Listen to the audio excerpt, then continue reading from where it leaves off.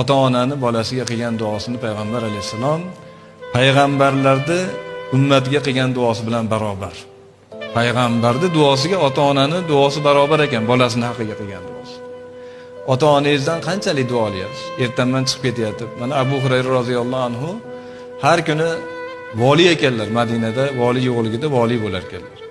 Hatto Bahraynga ham vali bo'lganlar. Shunda ulug' sahoba, eng ko'p hadisni rivoyat qilgan sahoba. Nimaga shunchalik narsalarga erishdi? Onasini duosini olganda. Har kuni tongda Assalomu alaykum onajon. Siz menga yoshligimdan rahm qilganingizdek Alloh sizga ham rahm qilsin deb salom berar ekanlar.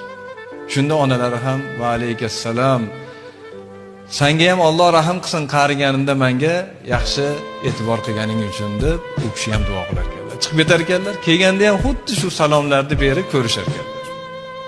Biz